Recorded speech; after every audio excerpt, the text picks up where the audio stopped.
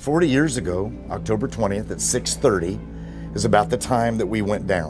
Oh, that's what this country's all about, being free, and I think everybody wants to be. It's been 50 years since the world lost Ronnie Van Zant, the fearless voice behind Lynyrd Skynyrd's most iconic songs.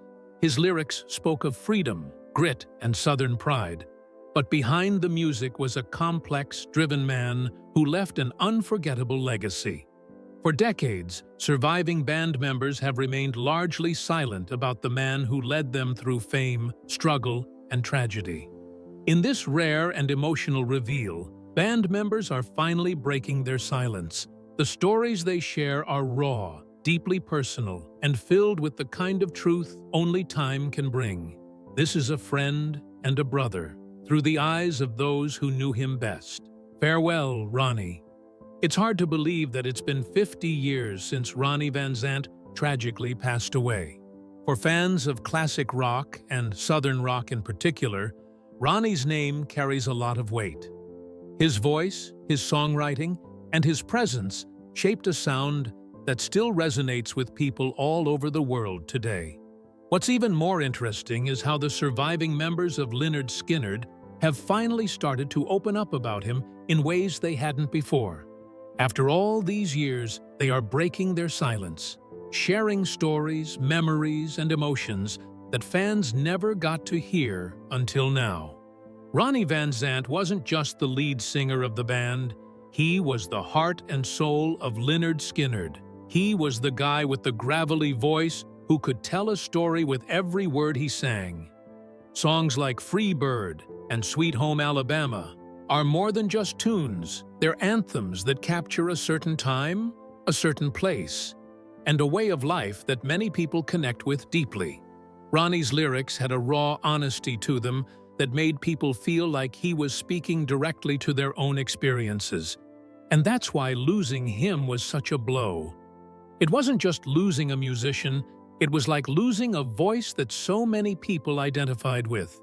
The tragic plane crash in 1977 that took Ronnie's life also took the lives of several other band members, and it marked the end of an era. For decades after, Lynyrd Skynyrd's surviving members were understandably tight-lipped about the past. Talking about Ronnie was emotional and painful. They had lost a brother, a friend, and a musical partner all at once. But as time passed, those walls started to come down. In recent years, band members have felt more comfortable sharing their stories, not just about Ronnie the rock star, but Ronnie the person. One thing that stands out when listening to these stories is how humble and grounded Ronnie really was. Even though he was a frontman of a famous band, he never acted like he was bigger than anyone else. People who knew him personally say he was genuine, kind, and deeply loyal. He had a way of bringing people together and making them feel like part of something bigger. That kind of spirit is rare, especially in the music world. Hearing these personal anecdotes from his bandmates helps fans see the man behind the music in a new light. Another interesting point that comes up is the sheer creative energy Ronnie had. He wasn't just the voice, but a driving force behind the band's songwriting and style. The surviving members talk about how Ronnie pushed them to be better and how he had this vision for the band that went beyond just playing songs. He wanted Lynyrd Skynyrd to represent something real and authentic, something that spoke to the experiences of everyday people. That dedication to authenticity is probably why their music still feels fresh and relatable today, even decades later. Over the years, the band has faced the challenge of carrying on without Ronnie. Some fans questioned whether Lynyrd Skynyrd could ever be the same without him. But the surviving members have shown a lot of respect for Ronnie's legacy by continuing to play the music with passion and integrity. They have kept his memory alive not just through the songs, but by telling stories and sharing memories whenever they can. It's clear that Ronnie's influence still shapes who they are as musicians and as people. The willingness of Lynyrd Skynyrd's members to open up about Ronnie also highlights how important it is to remember the human side of famous musicians. Sometimes fans only see the performances and the albums and forget that behind the scenes, these artists have lives full of struggles, joys, and friendships. By breaking their silence, the band is reminding everyone that Ronnie was a real person who touched many lives, not just a rock legend. 50 years after Ronnie Van Zant's untimely death, the members of Lynyrd Skynyrd have begun to share a more intimate side of their story. And honestly, it's pretty special. Bandmates and brothers for life. When you hear the surviving band members talk about Ronnie today, there's this deep sense of respect and love that really shines through. It's clear he wasn't just their frontman, but their friend, their leader, and the glue that held them all together. From the very start, Lynyrd Skynyrd was more like a family than just a band. Ronnie had this natural way of bringing people together. Guitarist Gary Rossington often described Ronnie as the heart of the band. He wasn't the loudest or flashiest guy, but he was the one everyone looked to when things got tough or when they needed direction. Gary once said that Ronnie was the guy you trusted with your life, and that sense of trust ran deep in the group. Backing up those feelings, bassist Leon Wilkeson talked about Ronnie's loyalty and generosity. Leon said Ronnie had this big heart and was always the first to help someone out, whether it was a bandmate or a crew member. They weren't just playing music together, they were living and traveling as a tight-knit crew. And Ronnie made sure no one felt left out or forgotten. That kind of leadership without ego is rare, especially in a band on the rise. Then there's Alan Collins, the guitarist who was Ronnie's longtime friend. Their relationship went beyond music.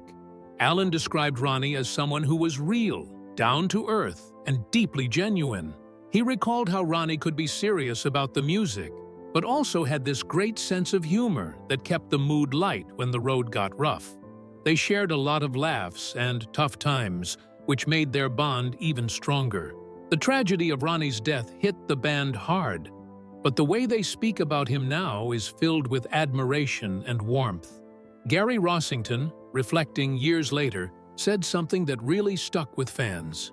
Losing Ronnie was like losing a part of yourself. He wasn't just the singer, he was the soul of the band. That kind of statement tells you how much Ronnie meant to them, not just professionally, but personally. Another bandmate, Artemis Pyle, the drummer, once shared that Ronnie had this calming presence even in the chaos of touring and fame. Artemis said that Ronnie was the one who could settle everyone down, remind them why they were there, and push them to give their best. When Ronnie was gone, that calm center was suddenly missing, and it took the band a long time to find their footing again. One of the most touching things about Ronnie's relationships with his bandmates is how much they still talk about him as if he were right there in the room. They tell stories about his kindness, his work ethic, and his sense of humor. It's clear he left a lasting impression on everyone he worked with. Even years after the crash, they remember the little things. How Ronnie would stay late to help set up equipment, how he'd encourage a nervous new member, or how he'd always make time to hang out and just be himself. In interviews, surviving members often mention how Ronnie's influence shaped not only their music, but also their lives. For them, carrying on Lynyrd Skynyrd's legacy isn't just about playing old songs, it's about honoring the man who started it all and the relationships he built along the way. They keep his memory alive through their performances and the stories they share. He was the leader without trying to be, the friend who always had your back, and the guy who made everyone feel like they were part of something special. When the band talks about him now, you get the sense that Ronnie's spirit still guides them. They had just released some of their most iconic songs, were touring non-stop, and the energy around them was electric. But sometimes, even in the middle of all that excitement, tragedy can strike when you least expect it. The crash. The story of Zant's tragic death is one that still hits hard with fans and music lovers everywhere. It was a moment that shocked the world and forever changed the course of Lynyrd Skynyrd's history. To understand the full impact, you have to picture the scene back in the late 70s, a time when the band was riding high on their success. It all happened on October 20th, 1977. Lynyrd Skynyrd was flying back to Louisiana after a show in Greenville, South Carolina. The band was traveling on a Convair CV-240, a small plane that was anything but luxurious, but got them from city to city for their gigs. Ronnie Van Zant was on board, along with other band members including guitarist Steve Gaines and backup singer Cassie Gaines. It was late in the evening, and the atmosphere was probably tired, but still buzzing from the tour. The plane was running low on fuel, something that turned out to be a catastrophic mistake. The pilots had made a miscalculation, and as they flew over Mississippi, the engines sputtered and finally died. Imagine the panic and fear that must have filled that cabin when the plane lost power mid-flight. Without enough fuel to keep flying, the pilots were forced to attempt an emergency landing. Unfortunately, they were flying over a heavily wooded area near a place called Gillsburg. The plane crashed into the trees with devastating force. The wreckage was brutal. For the survivors, it was a nightmare they would never forget. Ronnie Van Zant was badly injured, suffering from severe head trauma among other injuries. Despite the heroic efforts of those around him and emergency responders, Ronnie's injuries were too serious. He died a few hours later at a nearby hospital. He was only 29 years old, which makes the loss even more heartbreaking. The crash also claimed the lives of other band members. Steve Gaines and his sister Cassie, who was a backup singer, died at the scene. The band's road manager and the pilot and co-pilot were also among the casualties. It was a massacre that ripped through the heart of Lynyrd Skynyrd and the rock music community as a whole. The tragedy didn't just end with the loss of lives. It shattered a band that was just starting to reach its full potential. In the years that followed, the surviving members of Lynyrd Skynyrd struggled to come to terms with the crash. Some left music altogether for a while others eventually regrouped to honor Ronnie's memory by carrying on the band's legacy. The plane crash became a defining moment in rock history and a cautionary tale about the dangers of touring and the importance of safety. Vanzant was young, talented, and full of life, and then, in an instant, it was gone. The way the crash unfolded, with a simple but deadly mistake of running out of fuel, makes it all the more tragic. It was a preventable disaster that still leaves people wondering what could have been. Today, fans still celebrate Ronnie's life through his music, but the story of that night in 1977 remains a sobering reminder. Iconic artist, iconic influence, Ronnie was a storyteller, a voice for a whole generation, and a genuinely down-to-earth guy who just happened to have an incredible talent for music.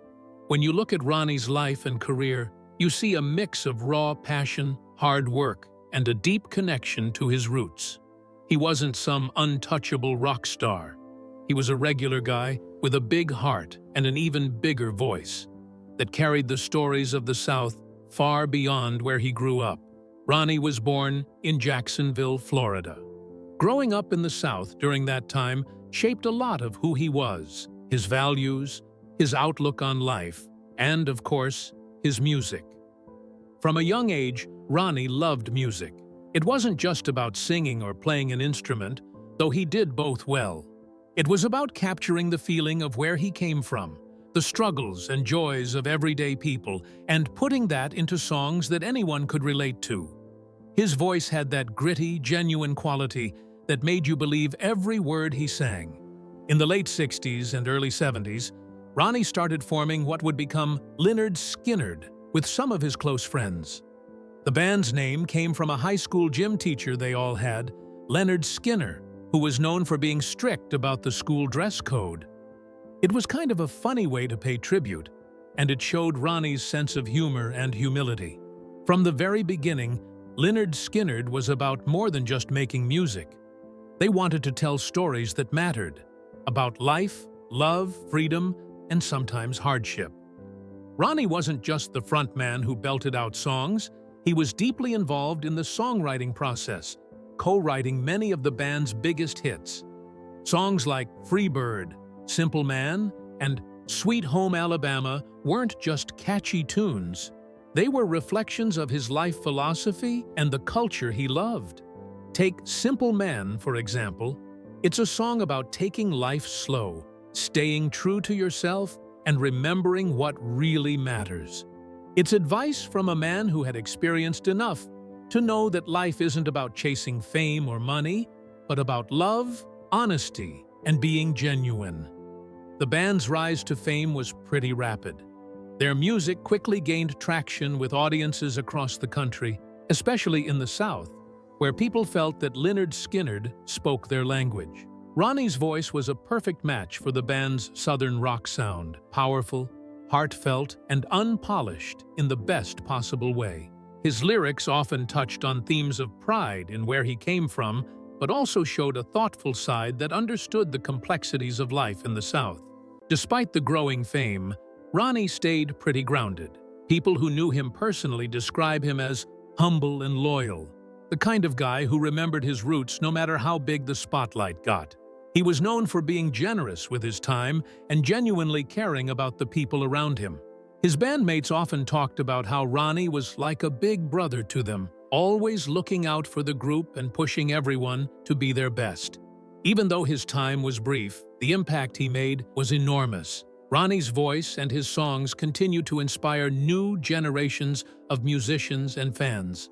There's a timeless quality to his music because it came from a place of honesty and real experience. What makes Ronnie Van Zant's story so compelling is that he wasn't trying to be a rock star. He was just a guy who loved music and wanted to share the stories that mattered to him. His career is a testament to the power of staying true to yourself and your roots, no matter where life takes you. Ronnie's legacy lives on not just in the songs he helped create, but in the way those songs make people feel connected, understood, and inspired. That's why, even decades after his passing, Ronnie's voice still rings loud and clear in the hearts of fans around the world. All thanks to him and his bandmates, they built a legacy in the name of their band. The beginning of a Southern rock ascent. In the early 70s, as the cultural fog of the 60s began to lift and American rock was searching for new direction, a group of scrappy musicians from Jacksonville, Florida, were quietly laying the groundwork for something big. The band called themselves Lynyrd Skynyrd, a name that poked fun at a strict high school gym teacher who had a vendetta against long hair. The name was odd, no doubt about that, but the music was unmistakably powerful. It was gritty, soulful, raw, and proud of its Southern roots.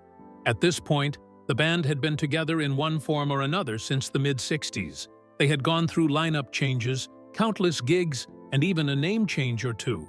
But by the early 70s, things were starting to click. They had a sound that could not be mistaken for anything else.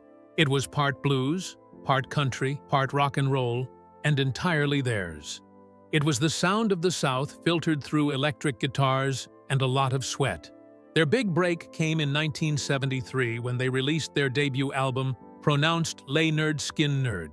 The title alone hinted at their playful defiance and sense of identity. This was not a band trying to please everyone. They were simply being who they were. And it turned out a lot of people were ready to listen. The album opened with I Ain't the One, a tough and confident track that made it clear these guys were not interested in soft edges or polished perfection. It set the tone for what was to come. But the real turning point came with the song that would go on to define them forever. Free Bird, just 2 words, but enough to get every concert crowd screaming even before the first chord hits. The studio version was over 9 minutes long, almost unheard of for radio at the time. And yet somehow it worked. The slow build, the aching vocals, the soaring guitar solo that seemed to go on forever. It was magic. People responded to it not just because it sounded good, but because it meant something. It felt like freedom and rebellion and heartbreak all wrapped into one. That was the moment people really started paying attention. Suddenly, Lynyrd Skynyrd was not just another bar band from the South. They were a force to be reckoned with. They were playing bigger venues, getting radio play across the country, and earning the respect of both fans and critics. They were gritty but talented, unpolished but authentic. They were doing it their way, and people loved them for it.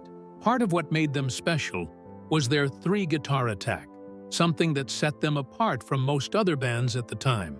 It gave their music a layered, muscular sound that could shift from a swampy groove to a blistering solo in a heartbeat. The interplay between Gary Rossington, Alan Collins, and Ed King was something special.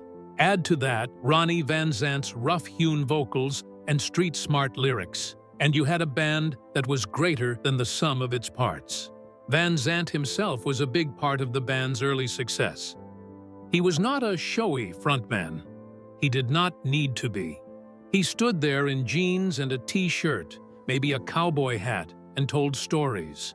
His lyrics talked about real life, about growing up poor, about standing your ground, about what it meant to be from the South. There was no filter, no fake persona, just a guy telling it like it is. People connected with that. By the time they released their second album, Second Helping, in 1974, there was no denying their momentum. That record gave the world Sweet Home Alabama, a song that became an anthem almost overnight. It was catchy, defiant, and unapologetically Southern. It was also a response to Neil Young's more critical take on the South, but it did not come from a place of anger. It was more about pride and identity, and it showed that this band had something to say. With that song, they went from being a popular Southern rock band to national stars. They were selling out shows, showing up on TV, and earning platinum records. But they still carried themselves like outsiders, like the kids who were never supposed to make it. They played with a chip on their shoulder, and it gave their music a raw edge that never really went away. Of course, no rise lasts forever. Lynyrd Skynyrd's story would eventually be marked by tragedy. But in those early years, there was nothing but the thrill of the climb. They were a band coming into their own, figuring out who they were, and realizing that the world was starting to take notice. You could feel it in the music. You could hear it in every note of Simple Man and Tuesday's Gone and the Ballad of Curtis Lowe. Those early days were a special time. The band was young, hungry, and full of fire. They were proud of where they came from, and they were determined to make their mark. And they did. Lynyrd Skynyrd, at the beginning of their success, was not just a band finding its sound. It was a moment when something real and raw and honest broke through the noise of the music industry and gave people something they could believe in. And decades later, people still do. Their songs remain with us and generations to come. Free Bird, a rock anthem that soared through generations. Lynyrd Skynyrd's Free Bird is more than just a song. It's an anthem of freedom, defiance, and emotional expression that has left an indelible mark on rock music. Since its release in 1973, the track has captured the hearts of fans around the world, earning its legendary status through a combination of powerful musicianship, poignant lyrics, and unforgettable live performances. One of the most iconic features of Free Bird is its epic guitar solo. Spanning several minutes, the soaring solo begins gradually and builds to a climactic frenzy, showcasing the remarkable talent of the band's guitarists. This instrumental crescendo not only pushed the boundaries of Southern rock, but also solidified the song's place in the pantheon of classic rock. Beyond its instrumental mastery, the song's emotional lyrics resonate deeply with listeners. Themes of freedom, longing, and the desire for personal independence speak to a universal human experience. Lines like, "I'm as free as a bird now," evoke a sense of liberation that continues to strike a chord with generations of fans. Free Bird also earned its fame as a live performance staple. It became the quintessential concert closer, its extended jam giving audiences one final, electrifying moment to remember. Over time, the phrase, "play Free Bird," evolved into a rock concert cliché. shouted by fans in homage to the song's legendary status. Sweet Home Alabama, a Southern rock classic that sparked pride and conversation. Lynyrd Skynyrd's Sweet Home Alabama stands as one of the most recognizable and influential Southern rock songs of all time. Released in 1974, the track quickly gained popularity for its infectious energy, cultural commentary, and proud embrace of Southern identity. Its mix of catchy guitar work and pointed lyrics ensured that it would remain a staple of American rock music for decades. At its core, Sweet Home Alabama is a bold anthem of Southern pride, written as a response to common stereotypes and criticisms of the American South. The song projects confidence and defiance. It speaks to a regional identity that had often been misunderstood or caricatured, offering a musical rebuttal wrapped in charm and swagger. For many, it became a source of pride, reclaiming a cultural narrative through music. The track's immediate appeal also owes much to its unforgettable guitar riff. From the very first notes, the opening lick is instantly recognizable, evoking a sense of joy and energy. It's the kind of musical hook that invites listeners to tap their feet, nod along, or even sing at the top of their lungs, a testament to the band's songwriting prowess. Beyond its musicality, Sweet Home Alabama holds cultural significance due to its lyrical references to real people and events. Most notably, the song mentions Neil Young by name, responding to his critical portrayals of the South in songs like Southern Man. This sparked widespread discussion and media attention, drawing both praise and controversy. The dialogue surrounding the song only fueled its popularity, making it a talking point that extended far beyond music. Decades later, its opening riff still echoes across generations, reminding us of the power of music to both entertain and express. Simple Man, a heartfelt ballad of wisdom and soul. Among Lynyrd Skynyrd's most beloved songs, Simple Man holds a special place for its emotional depth, timeless message, and soulful delivery. First released in 1973, the track departs from the band's more raucous anthems and instead offers a quiet, powerful reflection on life's core values. It has resonated across generations, becoming an enduring favorite for those seeking meaning and guidance through music. What sets Simple Man apart is its heartfelt message. The lyrics offer timeless advice about living with honesty, humility, and purpose. Lines like, "Be a simple kind of man," serve not only as lyrical anchors, but as life lessons that listeners take to heart. The song's universal themes, such as staying true to oneself and avoiding the traps of materialism, make it relevant regardless of age or background. The emotional honesty of the song also makes it deeply personal. Delivered like words of wisdom passed from a parent to a child, Simple Man feels less like a rock ballad and more like a conversation. Many listeners connect with it as if they are hearing the voice of a loved one offering comfort and clarity during uncertain times. This intimacy gives the song a rare and powerful emotional weight. Musically, the track's slow build enhances its emotional impact.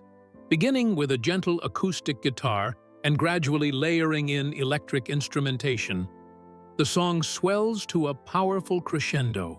This gradual rise mirrors the emotional journey of the lyrics, drawing the listener in and holding their attention through every note. The result is a song that feels both grounded and soaring, a soulful tribute to simplicity and strength. Its enduring popularity comes from its ability to speak directly to the human spirit, offering a moment of reflection and reassurance in a noisy world. With its emotional sincerity and powerful build, it remains one of Lynyrd Skynyrd's most moving and meaningful works. Ronnie Van Zant may be gone, but his spirit still echoes through every chord and lyric. Thanks for watching, and don't forget to like, subscribe, and share your favorite Ronnie memory in the comments.